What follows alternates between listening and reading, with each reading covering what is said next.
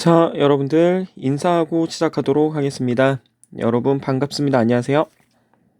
네, 반갑습니다. 자, 이제 오는 3월 23일에 여러분들 고2 3월 전국 연합 학력 평가가 있죠.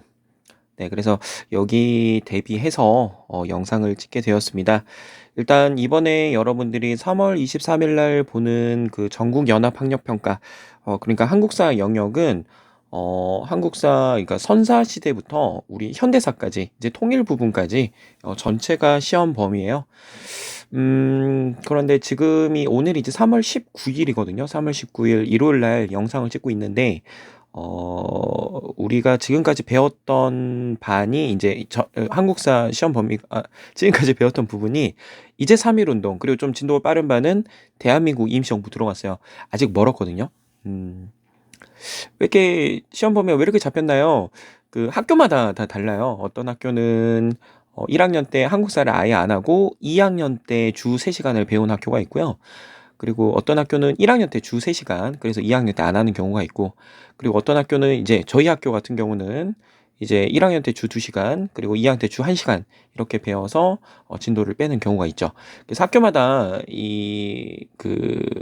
한국사를 언제 몇 학년 때 몇 시간씩 배우는지가 다 다르기 때문에 이렇게 좀 학교마다 좀 차이가 있습니다. 근데 이제 전국 학력 평가에서는 1학년 때 주 3시간, 그러니까 모두 마치는 것을 이제 기준으로 이렇게 하는 거니까 그렇게 생각하시면 될 것 같습니다. 아니, 그럼 선생님, 저희는 어떻게 대비해야 되나요? 아, 그래서 이번에 영상을 찍게 되었어요. 근데 여러분들이 모의고사니까요. 모의고사니까 너무 이렇게 본인이 점수가 안 나온다 그래서 너무 속상해할 필요는 없을 것 같아요. 그래서 저희가 배운 부분은 좀 자세하게 좀 제가 여러분들 그 복습 차원에서 자세하게 좀 알려드릴 거고, 아직 배우지 않은 부분은 제가 여러분들 답을 좀 맞출 수 있도록 키워드 중심으로 설명을 하도록 하겠습니다. 아시겠죠? 자, 그러면 지금부터 시험 문제 살펴보도록 하겠습니다. 자, 1번 문제입니다. 밑줄 친 이 국가에 대한 설명으로 옳은 것은 이렇게 나와 있네요. 옳은 것은 보통 1번 문제는 선사시대사가 시험에 나오죠. 그래서 뭐 구석기 시대 때는 뭐 어떤 모습을 볼 수 있는가, 신석기 시대 때는 어떤 모습을 볼 수 있는가, 뭐 청동기 시대 때는 어떤 모습을 볼 수 있는가, 이런 문제들이 주로 출제가 되고 있는데 여기 같은 경우는 지금 삼국시대가 나오는 것 같아요. 뭐 근초고왕, 뭐 무령왕, 금동대항로, 뭐 성화, 웅진, 사비 이렇게 나와 있죠. 온조. 온조 같은 경우는 백제 온조왕, 뭐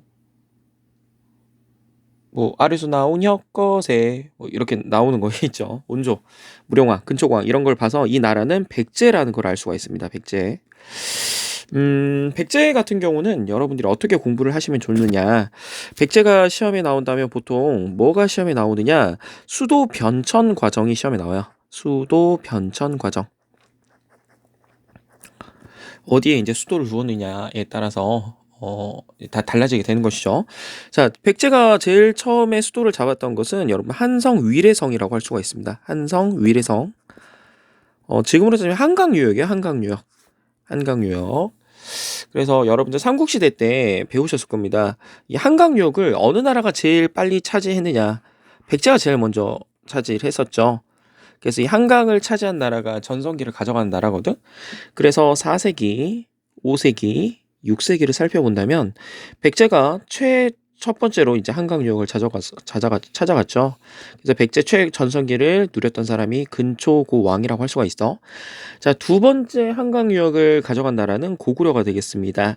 그래서 광개토대왕 때는 한강 상류를, 그리고 한강 하류까지 모두 가져간 나라는 이제 장수왕 때. 남진 정책을 통해서. 자, 마지막으로 신라가 한강유역을 가져가게 되었고, 이 시기 때는 진흥왕이라고 할 수가 있겠습니다. 그래서 7세기가 되면 통일신라가 되게 되는 거죠. 오케이. 그래서 한강유역을 제일 빨리 가져간 나라는 백제였다. 이렇게 알아두시면 되겠습니다. 자, 그러면 백제의 수도 변천 과정은 어떻게 바뀌었는지 살펴보도록 할게요.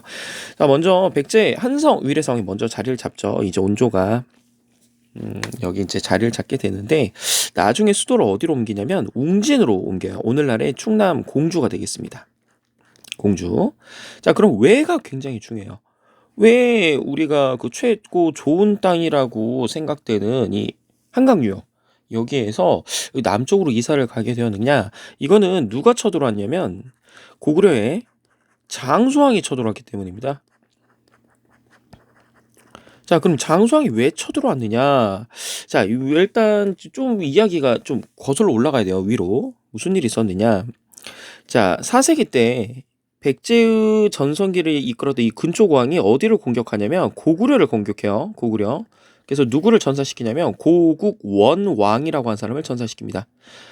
이 고국원왕의 원자가 언덕 원자예요. 이제 어디에 묻혔느냐, 어디에 이제 그 묘지를 썼느냐에 따라서 이 고구려는 왕 이름이 바뀌는 거거든요. 그래서 이제 고국원왕 언덕에 묻혔다라고 하는데 이렇게 외우시면 좋아요. 근초고왕이 괴롭혀서 원망스러워. 자, 이제 고구원왕이 사망한 다음에 이제 고구려는 이제 그 소수림 왕이라고 한 사람이 왕이 되게 되는데 이 소수림 왕은 바로 이제 백제의 공격을 원수를 갚지 않습니다. 왜 그러냐면 아직 고구려의 국력이 백제의 국력보다 세지 않았기 때문이죠. 그래서 이제 소수림 왕은 판단을 하게 됩니다. 아, 아직은 우리가 이르다. 그러면 지금은 국력을 키우는데 최우선을 둬야 되겠다. 그래서 이 소수림 왕은 태학을 건립해서 교육을 이제 시켜서 이제 인재를 양성하게 되고요. 오, 쏘리. 자, 그다음에 불교를 수용하죠. 그래서 이제 백성들 모든 사람들의 마음을 한 곳으로 모으려고 하는 모습을 보이고요. 자, 그다음에 율령 법을 반포해가지고요. 어떤 이제 그 체제를 이제 완비시키려고 하는 모습을 보입니다. 자, 소수림왕의 이런 노력이 있었기 때문에 그 다음에 이제 광개토대왕과 장수왕과 같은 최전성기를 누릴 수 있었던 시기가 되는 것이죠. 자, 그러면 이 장수왕 원수 갚아야 될 거 아닙니까? 이제 할아버지의 원수를 갚아야 될 거 아니야. 고구원의 원수를. 그래서 이제 장수왕은 무슨 정책을 추진하려고 하느냐? 남진 정책. 남쪽으로 진격한다라고 하는 거예요.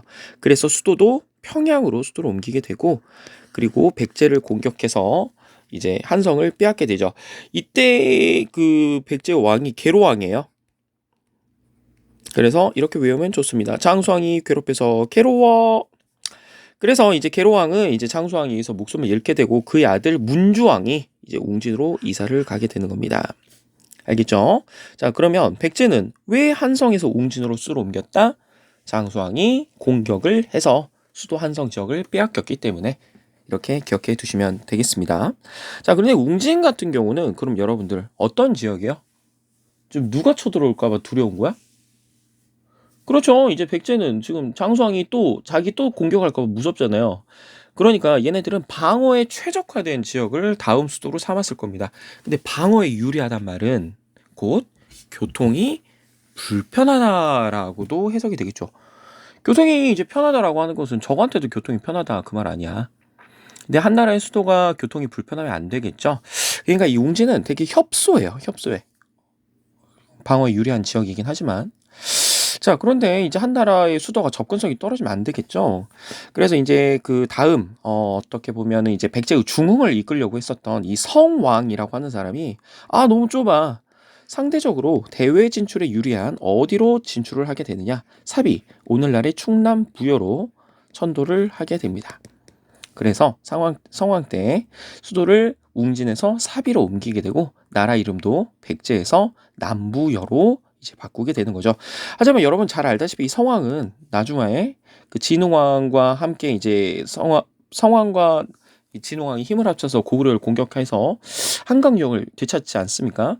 하지만 진흥왕의 배신으로 한강역을 다시 빼앗기게 되고 그리고 나중에 이 관산성 전투에서 진흥왕에 의해 목숨을 잃게 되는 인물이다. 이렇게 알아두시면 되겠습니다. 자, 그러니까 여기서 뭐 근초고왕 나왔고 뭐 성왕 나왔고 온조 뭐 웅진 이렇게 나왔는데요. 뭐 22담로 무령왕 같은 경우도 좀 알아둘 필요가 있습니다. 22담로는 지금으로 따지면은 어떤 그 지방 행정 제도라고 생각하시면 돼요. 지금으로 따진다면 6개 우리 광역시 있죠. 광역시 광주광역시, 울산, 부산 또 뭐 있죠? 대전, 대구 인천 이렇게 6개 광역시가 있잖아요. 22담로도 광역시라고 생각하시면 됩니다. 그 당시 중앙에서 지방을 통제하기가 힘들었기 때문에 22개의 광역시를 만들고 거기에 왕족을 파견해가지고 중앙에서 지방을 통제하려고 했었다. 이렇게 알아두시면 되고요.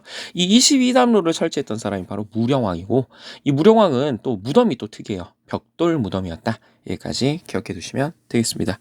자, 그럼 이런 걸 통해서 이 나라가 백제라는 걸 깨달을 수 있고요.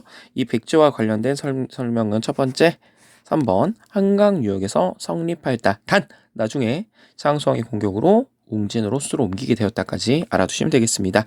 자, 후삼국을 통일하였다. 여러분 너무나 잘 알고 있죠? 고려.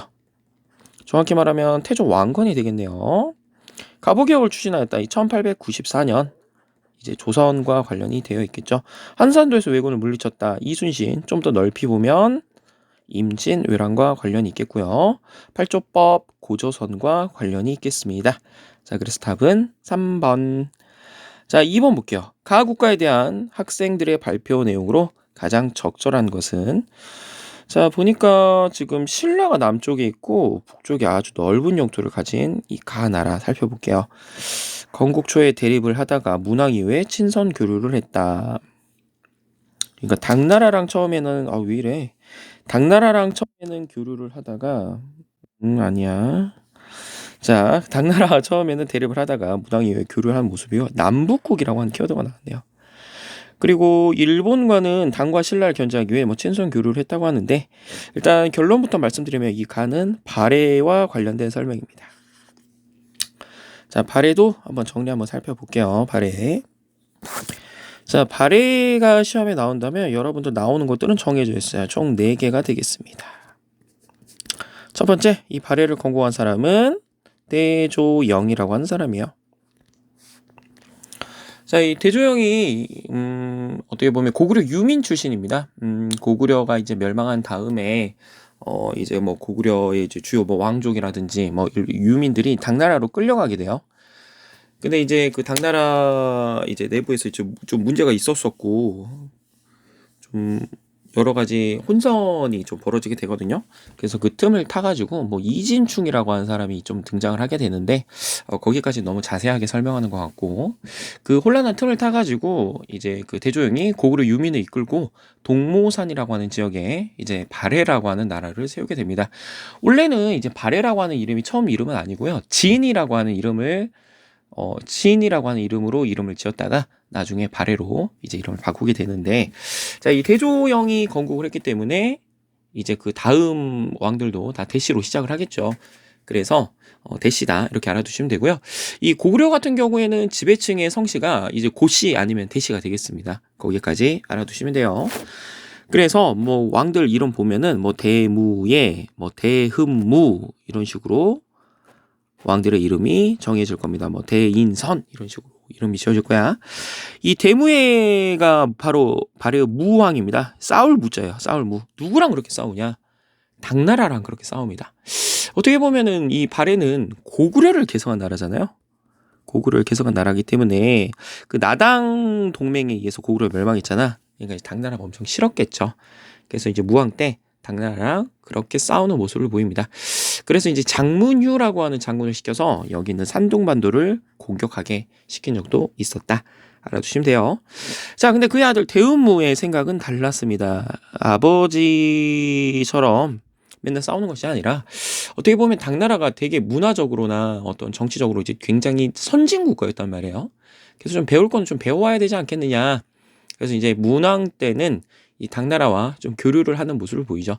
그래서 뭐 당나라의 뭐 삼성육부제 이런 뭐 제도도 이렇게 수입해 오는 등 당나라의 문물을 좀 받아들이려고 했던 왕이 문왕이 되겠습니다. 자, 그리고 이제 발해 같은 경우에는 이제 선왕이라고 하는 사람 때 아주 최전성기를 일으키게 되는데요. 그 최전성기 때 당나라가 붙여준 별명이 있습니다.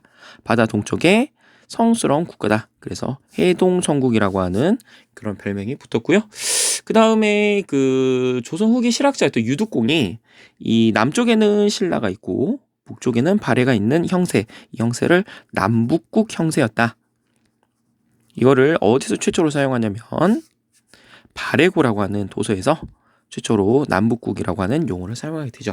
자, 이런 것들을 봤을 때 이제 발에 쉽게 문제 풀 수가 있는데요. 정답은 여러분 2번. 고구려 개성을 내세웠다. 이렇게 살펴볼 수가 있겠죠. 경국국을 건설했다. 이 조선 건국한 직후잖아요. 그래서 여러분들 이제 정도전 이제 나중에 뭐 이름을 지었다고 하는데, 이 경복궁은 임진왜란 때 이제 불타버렸다가 나중에 흥선대원군 때 다시 이제 만들게 되더라. 왕건에 의해서 건국되었습니다. 고려죠. 광개토대왕릉비 고구려. 강원도에서 프랑스를 물리쳤다. 조선. 좀 더 정확히 말하면 병인 양요가 되겠네요. 그래서 답은 2번. 3번 보겠습니다. 다음 자료에 나타난 민족운동에 대한 설명으로 옳은 것은, 자, 여기서부터가 이제 여러분들 좀 고비가 되겠네요. 고비가. 여기서는 좀 키워드 중심으로 제가 좀 살펴드리도록 하겠습니다. 자, 일단 고종황제의 장례식. 헌병경찰을 경성으로 소집하였다. 한국 전역에서 독립의 열기가 달아오르고 있다. 근데 좀 더 정확히 말하면은 이 고종황제의 장례식이 키워드가 되겠네요. 고종황제의 장례식, 다른 말로 고종의 인산일이라고 합니다. 인산일, 장례식을 얘기해요. 자, 여러분들 고종의 인산일, 고종의 장례식을 활용한 운동은 3.1운동이 되겠습니다. 1919년이 되겠네요. 자, 이 3.1운동 같은 경우는 여러분들 배경과 결과 부분이 아주 중요합니다. 1919년 3월 1일 3.1운동이 일어났었던 이제 세계적인 이유를 좀 살펴본다면요. 그 당시 이제 레닌이라고 한 사람, 1914년 러시아 혁명을 일으키고 세계 최초의 어떤 뭐 사회주의 정부를 수립한 사람이죠. 자, 이 사람이 피압박 민족, 그러니까 식민 지배로 고통받고 있던 민족들을 지원해 주겠다라고 하는 발표를 하게 됩니다. 많은 식민 지배로 고통받고 있던 사람들이 저 사람이 우리를 도와준다고? 괜찮네. 그런 생각이 좀 들었겠죠. 그리고 1차 세계대전 이제 이후에 이제 프랑스 파리에서 파리 강화 회의, 1차 세계대전 이제 끝내야 되니까 어떻게 뭐 배상이라든지 이제 전후 처리를 해야 될 거 아닙니까? 그래서 이 파리 강화 회의에서 미국 대통령 윌슨이 민족 자결주의라는 것을 발표하게 됩니다. 민족 스스로 자신의 운명을 결정할 수 있어야 된다라고 하는 겁니다.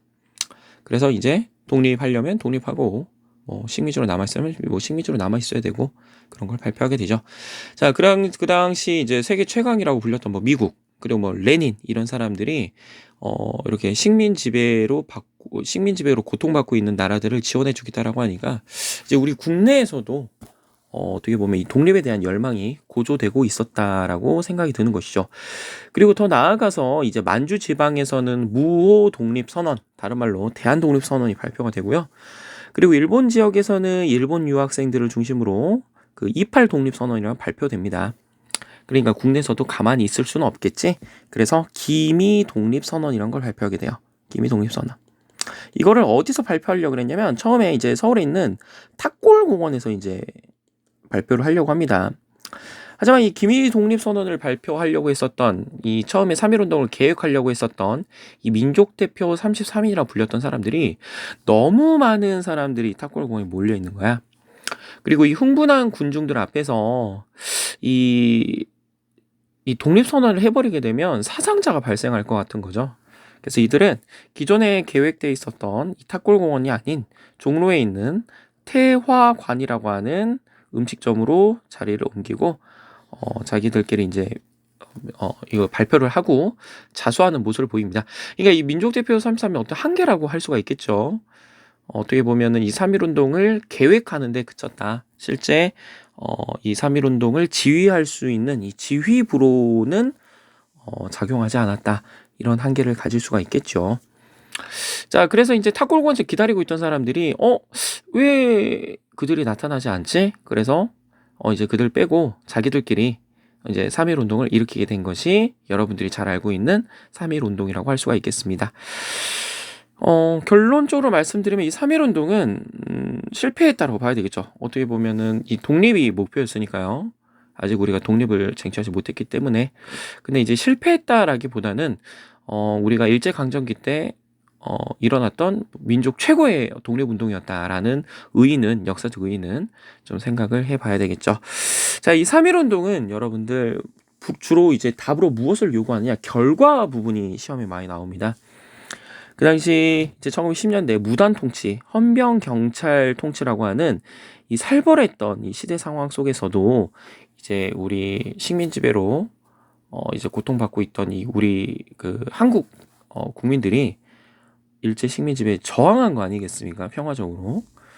그래서 일본은 이 3.1 운동을 통해 무단 통치의 그 한계를 인식을 합니다. 그래서 이 무단 통치가 아닌 소위 이 문화 통치로 통치 방식을 바꾸게 되죠. 그리고 이제 더 나아가서 이제 우리나라 이제 독립운동을 추진하려고 했었던 사람들은 많은 사람들이 독립을 열망하고 있구나. 그리고 앞으로 우리가 독립운동을 효율적으로, 효과적으로 진행하기 위해서는 이 독립운동을 지휘할 수 있는 지도부가 좀 필요하겠구나. 그래서 후에 대한민국 임시정부가 수립되는 그 배경이 되게 되더라. 그래서 답은 두 가지예요. 3.1 운동이 시험에 나온다면 일제의 통치 방식이 문화 통치로 바뀌게 되었다. 대한민국 임시정부가 수립되는 계기가 되었다. 이렇게 답을 골라내면 되겠습니다. 그래서 답은 5번이 되겠네요. 자, 헌의육조를 결의하였다. 독립협회가 되겠죠. 독립협회, 관민공동회, 거기서 헌의육조를 결의했잖아요. 자화합작위원회 아직 살펴보지 않았습니다. 광복 이후에 있는 모습이고요. 대통령 직선제기원을 이끌어냈다. 이거 6월 민주항쟁 아직 안 배웠습니다. 1987년에 있었던 일이야. 삼정 이정적 나오면 여러분들 임술농민봉기를 생각하면 돼요. 임술농민봉기. 그래서 이제 그 진주 지역에서 진주 밀란이 이제 전국적으로 확산된 것이 임술농민봉기잖아요. 이 임술농민봉기는 삼정의 문란이 원인이 되었죠. 그리고 이거는 세도정치 때 일어난 건데 또 세도정치 또 일어났던 밀란이 여러분들 홍경레은안까지 기억해 두시면 되겠습니다. 홍경레은안은 순조 때 평안도 지역 차별 때문에, 그리고 임술농민봉기는 철종 때 삼정의 문란 때문에, 이렇게 기억해 주시면 되겠습니다. 자, 4번. 여러분들 이거는 그냥 공식처럼 외우세요. 신진사대부 안양이 나오면 무조건 성리학입니다. 무조건 성리학이에요. 인간의 심성과 우주의 원리를 이와 기로 설명하려고 했었던 이 신유학이라고 할 수가 있겠죠. 답은 2번이 되겠습니다. 사림 세력에 의해 확산되었다. 이 성리학을 받아들였던 이 신진 사대부들이 여러분들 고려 말에 두 파로 나뉘잖아요. 고려를 멸망시키고 새로운 왕조를 만들자, 급진파 사대부.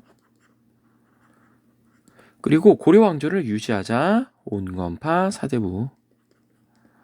자, 이 급진파 사대부가 여러분들 나라를 조선 건국을 세우는데 앞장섰었고, 일부 세력들이 세조의 집권을 도우면서 훈구파로 변모하게 되잖아요. 그리고 온건파 사대부는 차후에 살인파로 이제 변모하게 되고, 나중에 훈구와 살인과 다툼에서 이제 살인에 승리하게 되죠.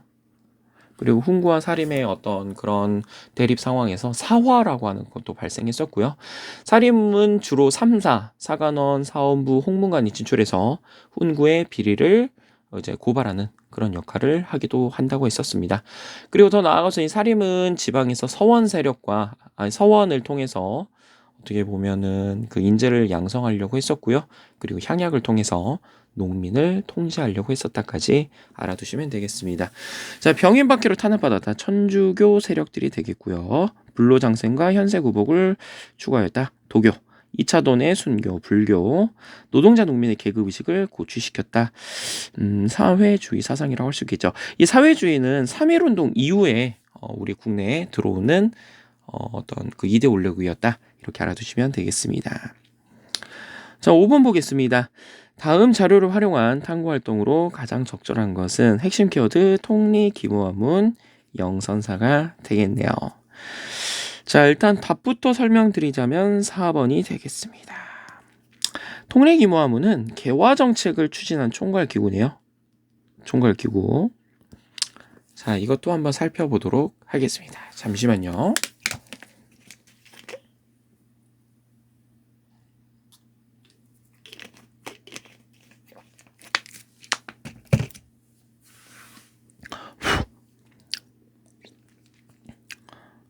조서 후기 상황을 좀 살펴보죠. 조서 후기. 자, 이 세도 정치의 혼란기를 바로잡으려고 했던 사람이 흥선대원군이 되겠습니다.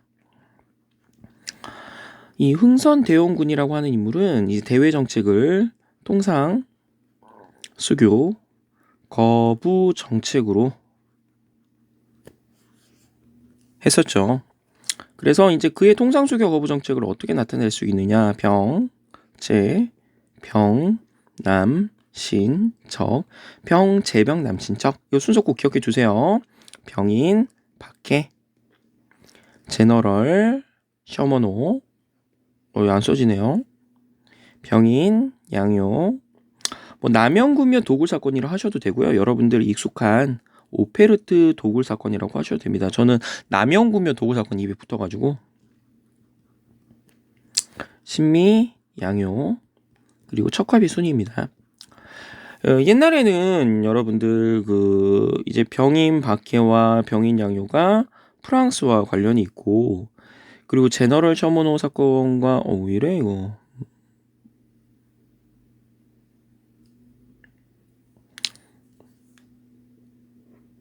에이, 이렇게 하면 지워지네.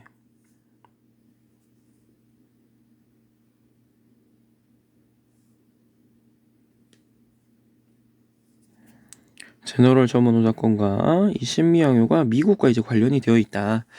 그래서 이제 병인 양요는 강화도에서 일어났고, 제너럴 셔머노 사건은 평양, 신미 양요도 강화도에서 일어났어요. 그래서 과거에는 이 병인 양요가 한성금, 문수산성, 양원수, 정족산성 이거 딱 던져주고 이 병인 양요에 대해서 많이 물어봤단 말이에요. 이 병인 양요는 강화도에서 일어났으며 답은 외교장각 도서, 외교장각 의궤가 약탈당하였다. 이걸 답으로 요구를 했었어요.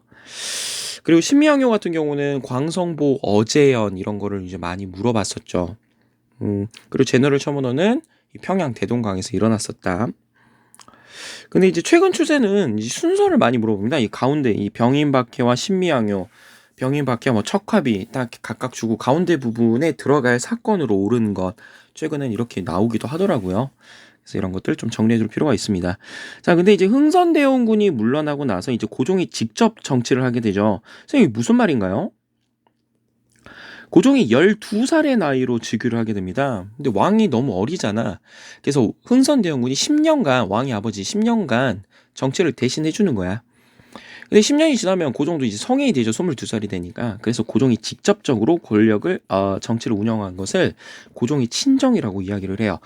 자, 그런데 이제 정권이 바뀌었잖아. 그래서 이제 고종 때는 아버지 때 했었던 통상수교 거부 정책을 버리고 개항을 하게 돼요. 항구를 연단 말이야. 이게 바로 강화도 조약이죠. 자, 이 강화도 조약을 통해서 이제 서구의 선진 문물들이 들어와. 이거를 바탕으로 우리도 근대화 정책을 하자는 거야. 그 근대화 정책이 바로 개화 정책이야. 꽃을 열개, 꽃화. 꽃이 이렇게 딱 피는 것처럼 우리 서양 문물로 근대화를 이루자는 거거든. 이 근대화를 추진했었던 기구가 바로 통일기무화문이에요. 그럼 여러분, 통일기무화문이 하루아침에 개화 정책을 무에서 유로 창조하기는 힘들어요. 그래서 다른 나라에서 어떻게 하는지를 배워오라는 거야. 청나라와 일본은 우리보다 더 빨리 기항을 했잖아요. 그래서 청나라의 영선사 파견하는 거야. 쟤네들 어떻게 하고 있는지 배워와라. 견학을 보내는 거야. 일본에도 수신사라든지 조사 시찰단을 파견해가지고 배워오라 이 말이야. 쟤네들 어떻게 하고 있는지. 자, 그럼 얘네들이 열심히 배워와가지고 이제 보고를 하겠죠. 청나라는 이렇게 하던데요? 일본은 이렇게 하던데요? 그걸로 우리나라도 이제 근대화 정책을 추진하는 겁니다. 가장 첫 번째가 뭐야? 군제 개편이죠. 군사제도. 기존에 5군영 5개의 이 중앙 중앙 군사 조직이 있었는데 2개로 줄여요. 대신에 신식 부대인 별개군을 만들죠. 그리고 근대화 시설을 만들죠. 전환국, 방문국, 그다음에 기기창, 우정국 이런 거를 만들죠. 이런 것들이 개화 정책을 할 수 있겠습니다. 근데 이 개화 정책을 두고 찬성 세력과 또 반대 세력이 있을 거고, 이 또 찬성 세력 같은 경우에는 이거 속도 차이로 빨리 개화를 추진하는 얘들, 그리고 뭐 온건하게 추진한 얘들. 그래서 급진개화파, 온건개화파 이렇게 나눠질 거고, 이 급진개화파는 나중에 갑신정변을 일으키게 되죠. 그럼 이 근대화 정책을 반대했던 얘들도 있었을 거야. 그중에 지배층들은 위정척사운동, 서양의 사악한 것을 물리치고 우리의 것을 순수한 것을 지키자, 우리 고유의 것을 지키자, 이렇게 나타날 것이고, 이제 뭐 구식군인들, 아까 이렇게 이형으로 뭐 축소된 인물이라든지 도시 하층민들은 이 근대화 정책으로 너무 부담이 되는 거예요. 세금도 많이 걷어가고, 뭐 쌀도 뭐 무제한적으로 허용을 가져가는 것을 허용해줘서 쌀값도 올라가고, 그래서 여기에 대한 불만으로 이모군란이 나오게 되는 거죠. 그래서 여기까지 여러분 나중에 좀 연결해서 보시면 되겠습니다. 자, 권문세족의 성장 과정을 살펴본다. 이거는 이제 고려 말 이 친원파 세력들과 관련이 있겠고요. 이 권문세족을 무찌르려고 했었던 사람이 이제 공민왕, 구산선문, 불교 선종과 관련이 있고요. 밀립대학 아직 안 배웠습니다. 1920년대 실력 양성 운동이고요. 광복이후 미군정, 이것도 아직 안 배웠습니다. 그래서 답은 4번. 자, 6번 한번 살펴볼게요. 6번. 자, 밑줄친 이 국가에서 시장 정책으로 옳은 것은, 자, 핵심 키워드 의정부와 육조가 되겠네요. 자, 살펴보겠습니다. 자, 먼저 이 의정부와 육조, 이 광화문이 나왔는데, 이 광화문은 경복궁의 정문이라고 보시면 됩니다. 경복궁의 정문. 그리고 뭐 의정부가 있고, 여기가 지금 미 대사관이 있는 쪽인가요? 그쪽인 것 같은데. 그러니까 여러분이 광화문 앞에 여기를 육조거리라고 하는데, 여기 여러분들 자주 보셨을 거예요. 뭐 세종대왕상이 있고, 뭐 이순신대왕상이 있고, 그 거리예요, 그 거리. 여기가 박물관인가 미대사관인가 있었던 터인 것 같은데. 그리고 세종문화회관이 이쪽에 있나요? 잘 모르겠다. 어쨌든 네, 어딘 줄 알겠죠, 여러분들. 네, 지금의 이제 광화문 앞에 그 커다란 그 광장을 얘기하는 것이죠. 자, 의정부와 육조, 일단 뭐 하는 기관인지 살펴봐야 됩니다. 중앙 조직이에요. 용어가 어려워서 그러지 오늘날하고 똑같습니다. 자, 의정부는 지금 뭐 하는 데냐면, 여러분들 그 대통령과 국무총리, 그리고 각 행정부 장관들 있잖아요, 여러분들. 그들이 모여서 하는 회의를 국무회의라고 얘기를 합니다. 국무회의. 그래서 이제 거기서 결정된 사항이 이제 국가 정책으로 이제 전파가 되죠. 그래서 이제 공무원들이 그 국가 정책을 이제 실행에 옮기게 되는 거죠. 똑같은 거야. 자, 의정부에는 어떤 사람들이 이제 여기서 근무를 하느냐? 흔히 삼정승이라고 불리는 사람들. 영의정, 좌의정, 우의정. 이런 사람들이 모여서 국가 정책을 의논을 해요. 그래서 여기서 결정되면 육조로 명령을 내리는 겁니다. 자, 육조는 뭐 하는 데냐면 이, 호, 예, 형, 공. 자, 뭐 이조, 호조, 예조, 병조, 형조, 공조. 선생님 외워야 돼요. 외우지 마세요. 절대 외우지 마세요. 뭐 하는 데인가요? 지금으로 보면은 장관 부처들이라고 생각하시면 됩니다. 2조, 사람을 뽑는 기관이요. 공무원을 공무원의 인사 업무를 담당합니다. 그래서 이제 공무원들이 합격을 하면은 이제 어디로 발령을 내고 어떻게 임용을 하고 그 지역이에요. 인사권을 담당하는 기관입니다. 여러분 나중에 취재 가실 때 보면은 그 인사권이 제일 힘이 세요. 임면권이라고 하죠. 사람을 임용하고 뽑고 사면시키는, 사직시키는 인사권을 담당하면 됩니다. 그래서 여러분들 2조 판서란 말 많이 들어봤을 거예요. 지금으로 보면 인사혁신처장, 가장 높은 사람이 할 수 있겠죠. 그래서 2조가 제일 세. 호조, 나라의 창고를 담당하는 데입니다. 지금의 어떤 재정경제부? 거기에 해당되겠죠. 나라의 살림살이를 담당하는. 예조, 지금으로 따지면 외교부와 교육부 합쳐놓은 데인데요. 이제 외교 문서를 작성하기도 하고 외교 업무 담당하기도 하고, 그리고 어떤 교육을 하는 부서이기도 하죠. 과거를 주관하기도 하고요. 자, 병조, 국방부. 형조, 법무부. 공조, 지금으로 따지면 건설교통부. 다리 놓고 뭐 도로 놓고 그런 데라고 할 수가 있겠네요. 그래서 이 삼정승들이 열심히 의논한 거를 각각 여기다 명령을 내려서 실에 옮기게 되었다. 자, 이렇게 의정부 육조 체제를 가진 나라는 조선이 되겠습니다. 조선.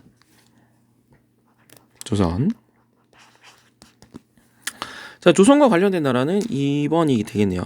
2번 경국대전, 조선의 기본 법전이라고 할 수가 있겠죠.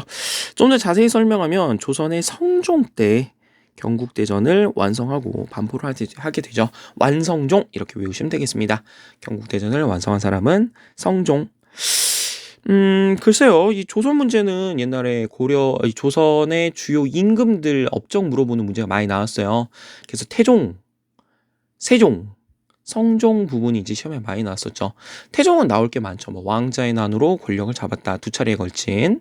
그다음에 이 사람은 왕의 권한을 강화시키기 위해서 육조 직계제, 사병혁파, 그다음 호패법이라고 하는 또 이 신분증을 만들었던 사람이기도 하고요.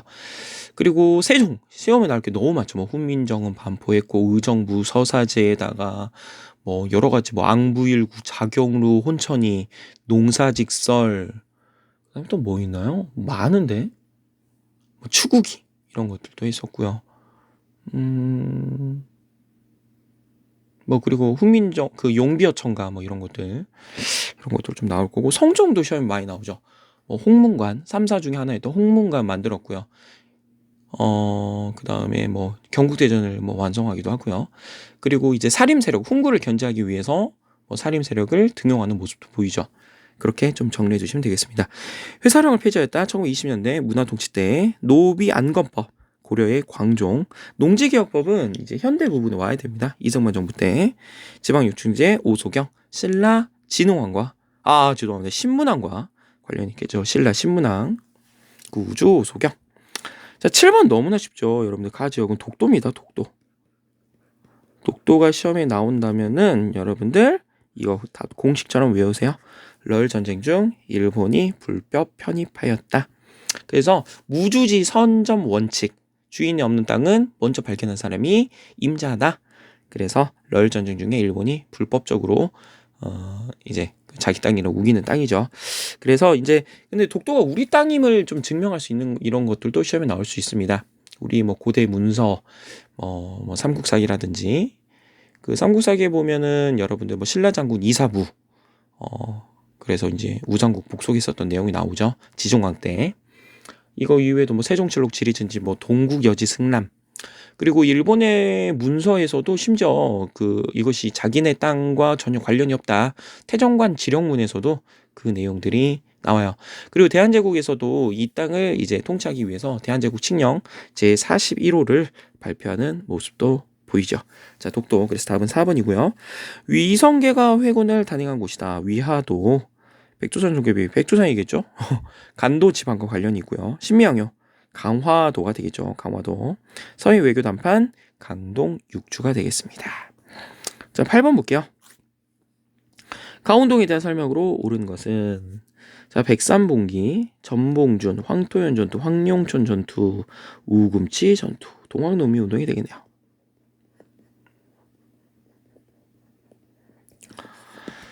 답은 3번. 우선 3번입니다. 자, 동학농민 운동도 좀 정리를 해둡시다.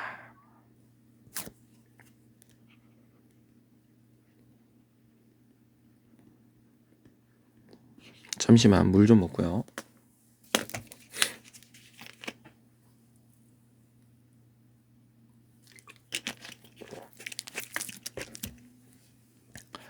자, 동학농민 운동은 여러분들 뭐가 시험에 좀 자주 나오냐면 전개 과정이 좀 시험에 많이 나옵니다. 일단 동학하면 우리 내신 그러니까 우리 학교 자체 뭐 중간고사, 기말고사에는 진짜 어렵게 나오는데 우리 수능에서는 진짜 쉽게 나와요. 나오는 것들이 뭐 전봉준, 황토현, 뭐 집강소 이렇게 답이 이렇게 한정이 되어 있거든요. 키워드가. 근데 우리 이왕 배우는 거 좀 자세히 배웁시다. 일단 동학이라고 하는 종교 자체가 이제 최재우라고 한 사람이 만들었죠. 인내천, 사람이 곧 하늘이다. 그래서 모든 개인 한 명 한 명에게 한울림이 이제 존재하기 때문에 차별하지 말아라. 어떻게 보면 이 반봉건, 그러니까 봉건이라고 하는 것이 우리가 구습, 우리가 고쳐야 할 나쁜 어떤 악습들이잖아요. 뭐 신문제 이런 것들, 뭐 탐관 우리 어떤 그 학정, 나쁜 정치 이런 것들을 이제 반대한다. 이런 취지에서 만들어진 종교라고 할 수가 있겠죠. 그런데 이 최재우가 혹세무민, 세상을 혹하게 하고 세상을 어지럽히게 한다. 백성들을 어떻게 이렇게 혹하게 한다. 그 죄로 사형 판결을 받게 됩니다. 근데 이제 그의 이제 그 이대 교주였던 이 최시영이라고 하는 사람이 뭐 포접제라든지 뭐 교리 정리, 교단의 어떤 종교의 이론, 뭐 용담 유사라든지 또 동경대전을 통해서 동학을 좀 잘 키웠고요. 이의 노력으로 동학이 굉장히 커지게 되죠. 동학의 어떤 교단이 커지게 되다 보니까 이들이 교조 신원 운동이라는 걸 벌입니다. 교조는 최재우를 의미해요. 최재우의 억울함을 풀어주세요. 그리고 동학을 정식 종교로 인정해주세요 라고 하는 운동을 벌이게 되죠. 이런 식으로 이제 동학의 어떤 영향력이 커지고 있을 즈음에 고부라고 하는 지방에 조병갑이라고 하는 이 탐관오리가 이 만석보라고 하는 그 어떻게 보면 물을 저장하는 그런 이제 뚝을 만들게 되죠. 그리고 강제로 여기를 이용하게끔 하고 물세를 받습니다. 그러니까 이제 사람들이 항의를 하죠. 아니 우리가 뭐 저수지가 뭐 없는 것도 아니고 왜 따로 거기를 만들어서 강제로 이용하게끔 하고 세금을 받느냐. 그래서 이제 그들을 다 이제 벌을 줍니다. 조병갑이. 그래서 사람들이 분노해서 일어난 운동이 고부봉기라고 할 수가 있겠죠. 조병갑은 도주합니다. 근데 이제 정부에서는 이제 어떻게 보면은 밀란이 발생한 거잖아. 그래서 이 밀란의 어떤 진상 조사를 위해서 안핵사 이용태라고 하는 인물을 파견합니다. 근데 이 아저씨가 이 고부봉기 주모자를 찾는데 혈안이 되어 있습니다. 그러니까 사람들이 이제 또 분노하게 돼요. 결국 백삼봉기를 일으키고요. 황토현 전투에서 조선 광구를 상대로 승리하고요. 황룡천 전투에서 승리하고요. 심지어 어디를 점령해 버리냐면 전주성을 점령합니다. 이건 커요, 여러분들. 나라의 정규군이 죽창으로 무장한 이 농민군을 못 이기는 겁니다. 전주성이 얼마나 중요한 지방이냐면 우리 전라도, 경상도, 충청도 이런 식으로 이 팔도에 붙은 이름들 있잖아요. 그게 다 주요 도시들의 합성어예요. 전주와 나주의 합성으로 만들어진 것이 전라도입니다. 그러니까 전주성과 나주성은 굉장히 중요한 지역이라고 할 수 있겠지. 근데 전라도의 그 두 중요한 지역에 전주가 먹혀버린 거야, 농민군한테. 조선 관군으로 해결이 안 됩니다. 이 고종이 이끌었던 이 정부가 참 안타까운 게 꼭 나라의 위기를 외국의 도움을 받아서 해결하려고 그래요. 이 시기가 1894년이거든. 그럼 이전에는 언제 청나라의 도움을 받았나요? 이모군란 때 청나라의 도움을 받죠. 그래서 근데 쎄서 공짜 없지. 조청, 쌍민, 수륙, 무역, 장정이라고 하는 그 또 조약을 체결합니다. 그리고 일본한테는 뭐 재물포 조약이라고 해서 배상금 주고 일본 공사관에 일본군 주둔하게 되고 그리고 갑신정부한테 또 청나라의 도움을 받죠. 근데 이따는 청나라한테 뭔가를 주는 것이 아니라 일본한테 오히려 뭐 보상금을 주죠. 한성 조약이라 그래갖고 그리고 또 청나라 일본 사이에 텐진 조약을 체결하죠. 또 동학농민 운동 때 또 청나라의 도움을 요청합니다. 근데 이때는 텐진 조약이라고 하는 게 갑신정변의 결과거든요. 그래서 이 갑신정변 때 청나라와 일본 사이에 텐진 조약이라는 체결하게 되는데 텐진 조약의 내용을 살펴보면 동시에 청일 양군이 철수한다는 거예요. 한반도에서. 그리고 언제 얘네들이 동시에 한반도에 들어오냐면 어떤 한 나라가 이 조선에 군대를 파병할 일이 있으면 서로 통보한다는 거야. 그러니까 이제 청나라는 지금 고종 정부의 이게 도움 요청을 받았잖아요. 그래서 들어가니까 청나라가 텐진 조약에 발동해가지고 일본한테 야 우리 들어간다. 그래서 일본도 자국민을 보호한다는 명목으로 같이 들어와요. 근데 이제 두 나라가 사이가 안 좋단 말이야. 사이가 좋지 않은 두 나라가 우리나라에 들어온다? 아 이거 100% 우리 한반도가 전쟁터가 될 수 있다는 거죠. 이때 조선 정부가 아차 이거 잘못됐구나. 그래서 서둘러서 이 전쟁이 일어나기 전에 우리끼리 해결하자. 그래서 조선 정부와 농민군 사이에 이 화해 어떤 그런 그 노력을 하게 되죠. 그래서 체결한 것이 전주화약이에요. 전주화약. 근데 이 농민군도 그냥 물러나면 안 되죠. 왜 일어났어? 이거 조병갑 이 탐관오리가 날 뛰어가지고 그런 거잖아. 그럼 농민군은 이제 무언가를 약속을 받아야 될 거 아닙니까? 이런 탐관 오리가 있으면 처벌할 수 있게 해달라. 아, 이게 뭐 하는 거야, 이게. 그래서 조선정부가 약속을 하죠. 그래서 중앙에 폐정 개혁, 나쁜 정치를 개혁할 수 있는 기관으로 교정청이라고 하는 기구를 만들고요. 지방에다가는 농민들의 자치기구인 집강소를 만들어 줍니다. 그래서 농민도 오케이 오케이 오케이 콜. 그래서 이제 해산을 하게 되죠. 자, 그럼 지금 청나라 일본 왜 들어왔어? 동학농민군을 진압하기 위해서 들어온 거잖아요. 근데 뭐 진압은 아니지만 지금 뿔뿔이 해산했잖아.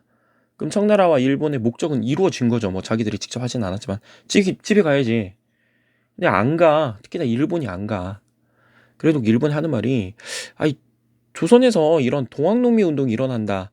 이거는 동아시아의 어떤 평화 이거를 저버리는 행위다. 그럼 왜 이런 위험한 행동, 이 위험한 사건이 벌어지게 되었느냐? 조선이 낙후된 어떤 정치 체제를 갖고 있다는 거야. 그래서 일본이 우리가 너희를 도와줄게라고 하면서 어디를 점령해 버리느냐? 경복궁을 점령해 버려요. 그리고 동시에 교정청을 폐지하고 군국기무처를 설치하면서 갑오개혁, 1차 갑오개혁을 실시하게끔 하죠. 동시에 청일전쟁을 일으키게 됩니다. 여기 부분이 왜 어렵냐면 동학농민운동, 1차 동학농민운동, 이 농민군 해산한 직후에 갑오개혁과 그 다음에 청일전쟁이 동시에 진행이 돼요. 그래서 어떻게 보면은 동학농민운동, 1차 갑오개혁, 청일정쟁이 동시에 진행이 되기 때문에 사건을 여러분들이 되게 입체적으로 이해를 하셔야 되기 때문에 어려운 거예요. 자, 지금 경복궁이 함락당했습니다. 자, 이렇게 해산된 농민군. 이제는 아까 전에는 1차적으로는 이런 반봉건적 성격이 강했다면 이제는 일본으로부터 우리 임금을 지켜야 될 거 아닙니까? 아무리 미워도. 그지? 그래서 일어난 것이 2차 농민 붕괴야. 자, 이 2차 동학농민운동이 일어났는데 이들이 어디서 이제 일본군에 패배하냐면 공주 우금치에서 패배합니다. 정말 몇만의 이 동학농민군이 수백의 일본군 그 신무기에 의해서 이제 기관총을 언덕 위에 걸어놓고 이제 쏘니까 패배하는 모습을 보입니다. 그래요. 자, 그러면 이거 봤을 때 위에 봐봐. 백산목이 나왔잖아. 전봉준. 이 전봉준은 이제 녹두장군 전봉준. 아, 이 노래가 아닌데. 여러분 전봉준 유명한 사람이고요. 황토현 나왔네. 황룡초 나왔네. 우금치 나왔잖아. 그러니까 이거는 동학농민운동이고 답은 3번이 되겠죠. 석영천도 주장한 사람 여러분 뭐 묘총이 되겠죠. 묘총이 석영천도 운동. 골품제 모순을 비판할 때 육두품이나 되겠고요. 전식과 고려의 토지제도. 국제보상운동. 나라의 빚을 갚자. 여러분 이 1907년 대구에서 일어났던 국제보상운동은요. 시험에 나오는 게 하나밖에 없습니다. 언론기관의 지원을 받는데요. 이 언론기관이 대한매일신문입니다. 공식처럼 외우세요. 자, 9번 보겠습니다. 가 국왕에 대한 설명을 옳은 것은 수원화성, 탕평책, 장용령, 정조입니다. 아까 조선의 왕이 누가 나온다 그랬어요? 태종, 세종, 성종이 시험에 나온다면 후기 때는 영조와 정조가 시험에 나오거든요. 정조도 나오는 것들이 정해져 있습니다. 탕평. 선생님 탕평이 뭔가요? 얘도 좀 써볼까? 자, 이렇게 끌고 와요. 자, 조선의 어떤 정치사에 좀 살펴봅시다. 처음에 훈구, 살인 기억나십니까? 급진파 사대부 일부가 세조의 집권을 도우면서 훈구파, 온거파 사대부가 살인이 되었다 그러죠. 이 둘의 다툼 사이에서 사화가 발생했었고 결국 최종 승리자는 살인이 될 겁니다. 근데 살인이 얼마 못 가서 서인, 동인으로 나눠지게 됩니다. 물론 이제 동인은 나중에 북인과 남인으로 이어지게 될 거고 북인은 광해군과 연결이 되는 인물이죠. 정치 정당이죠. 그런데 이 광해군이 북인만 예뻐하고 서인과 남인을 좀 배척하는 모습을 보입니다. 그래서 서인과 남인이 중심이 되어서 광해군을 쫓아낸 사건이 인조반정이야.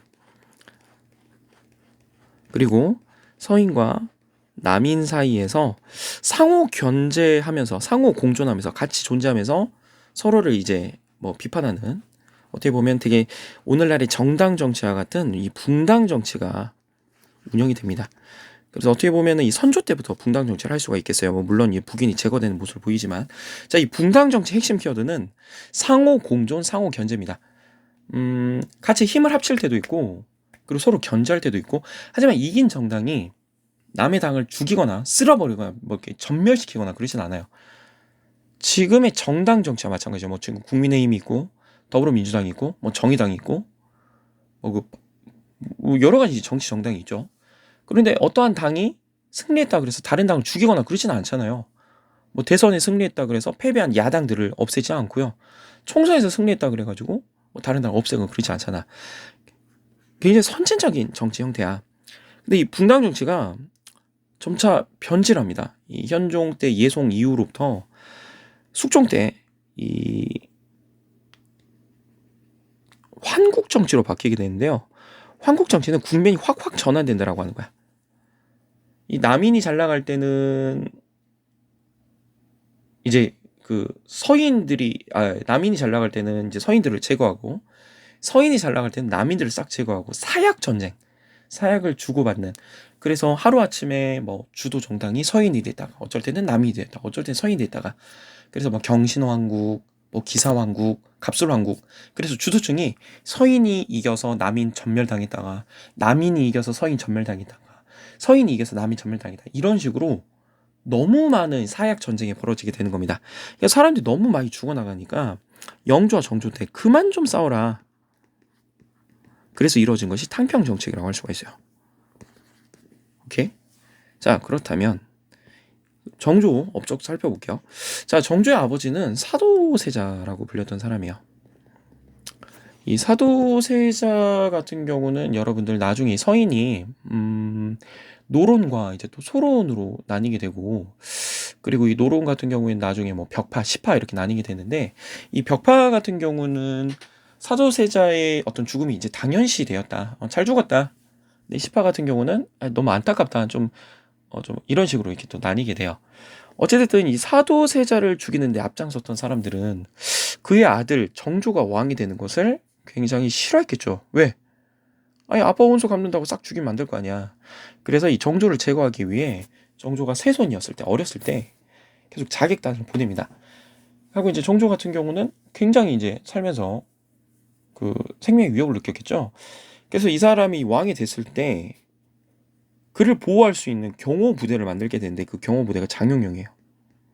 장영영. 그리고 수원에다가 수원 화성을 만들고요. 그리고 왕실 도서관인 규장각이라는 걸 또 만들어내고, 이 규장각에서 초계 문신제라는 걸 실시합니다. 초계 문신제는 이제 막 과거 합격한 그 하급 관리들 있잖아요. 그들을 왕이 불러서 재교육을 시키는 거야. 그럼 뭘 교육을 시키겠어? 뭐 왕한테 충성해라, 백성들한테 잘해라, 이런 걸 강조시키겠죠. 이런 것들. 그래서 이제 그 보시면 됩니다. 이거 이외에도 이제 그 신해통공이라는 게 있어요. 신해통공. 신해전이 뚫어졌다라고 하는 건데, 이 신해통공이라고 하는 것은 그 당시 그 시전 상인들이 가지고 있었던, 어떻게 보면은 금난정권이라고 하는 특권이거든요. 그거를 폐지하는 그런 모습입니다. 그래서 정조. 그래서 답은 4번이 되겠네요. 훈유 10조 왕건 평양으로 전도하였다. 아까 누구라 그랬습니까? 장수왕. 척합이 흥선대원군. 대가야를 복속시켰다. 금법 대진 이렇게 배우세요. 금관가야, 법흥왕, 대가야, 진흥왕 이렇게. 자, 10번 볼게요. 다음 행사가 실시된 시기에 볼 수 있는 모습으로 가장 적절한 것은, 이거 좀 지워도 되겠죠?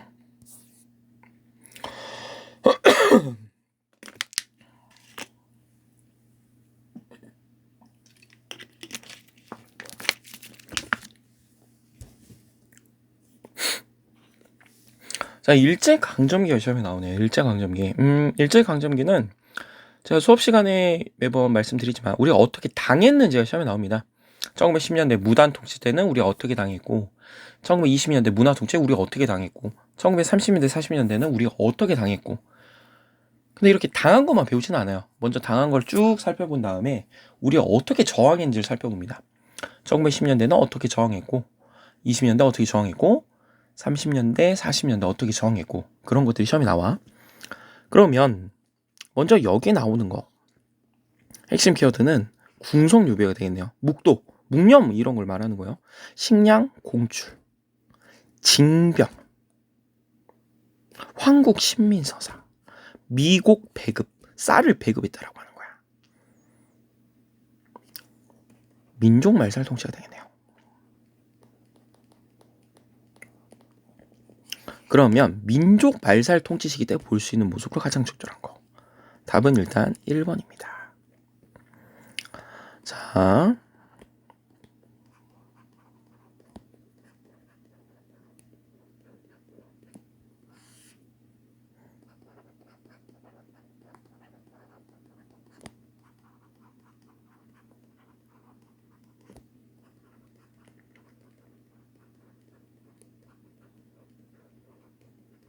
자, 이런 식으로 구분할 수 있겠네요. 여러분들, 아까 무단 통치에서 문화 통치로 넘어가게 된 계기가 뭐라 그랬지? 아까 일제가 3.1운동을 겪고 나서 무단 통치 한계를 느꼈다 그랬지. 그래서 문화 통치로 바꿔. 자, 문화 통치에서 민족 말살 민족 말살 통치로 바뀌게 된 거는 29년 세계 경제 대공황이라고 합니다. 미국에서 시작된 이 경제 위기가 전 세계적으로 확산되는 거야. 이제 미국은 뉴딜 정책, 영국, 프랑스는 블록 경제라고 하는 체제로 경제 대공황의 위기를 극복하려고 하는데, 당시 독일, 이탈리아, 일본은 이거를 이겨낼 방법이 없습니다. 그래서 전쟁을 일으키기로 해요. 그래서 이들이 나중에 2차 세계대전을 일으키는데, 자, 일본이 그래서 이 경제 대공황을 극복하기 위해서 어디를 치냐면 중국을 칩니다. 그래서 31년에는 만주 사변이라는 걸 일으키고요. 그리고 만주를 함락한 다음에 32년에 만주국이라는 나라를 만들고, 아직 배고파. 37년에 중일전쟁을 일으킵니다. 근데 중일전쟁을 일으켰는데 이 전쟁이 얘네들이 일본이 중국을 너무 손쉽게 함락시킬 거라고 생각을 했어. 근데 생각보다 저항이 세. 전쟁이 장기화되는 거야. 더 이상은 일본인만으로는 전쟁 수행이 어렵습니다. 그래서 얘네들이 38년에 국가 총동원법이란 거를 만들어요. 전쟁 수행을 위해서 국가에서 이 국민들이 가지고 있는 인적 자원이라든지 물적 자원을 마음대로 뺏어갈 수 있다라고 하는 법이야. 그래서 우리도 전쟁 나면 여러분 SUV가 이렇게 국가에서 가져간다고 그러잖아. 그리고 막 이렇게 성인 남자들 군대로 징발되고 그런 거야. 자, 그럼 국가총동원법에 의해서 사람들이 끌려가는 거예요.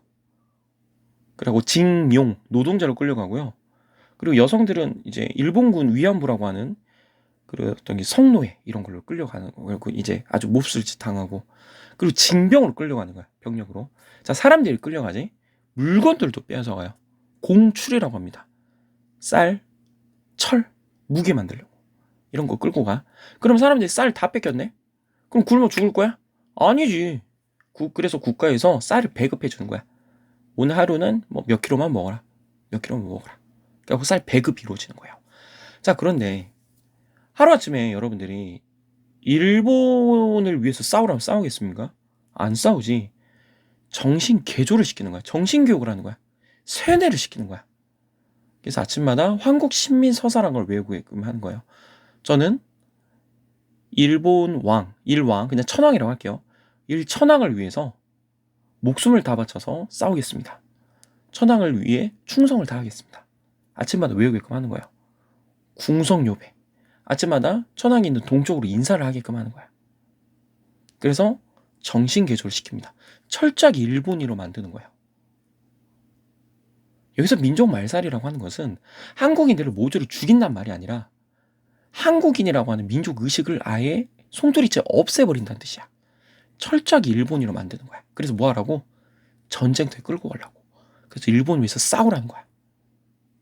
그러면 한국 이름을 쓰면 되겠어요? 안 되지. 창씨 개명이라고 해. 한국식 이름이 아닌 일본식 이름을 바꿉니다. 한국말 쓰게끔 할까요? 당시엔 조선말이라 그랬는데 이 조선말을 못 쓰게끔 하는 거야. 근데 사람들이 조선말을 계속 쓰니까 이 조선말 쓰는 사람을 잡아가죠. 그것이 바로 조선어 학회 사건을 나타나게 되는 거고. 오케이? 그래서 이 민족말살통에서 볼 수 있는 모습들 위에 다 정리를 해드렸어요. 그래서 이런 키워드들 정리해 주시면 이거 민족말살통치구나. 일본식 성명 사용을 비판하는 교원.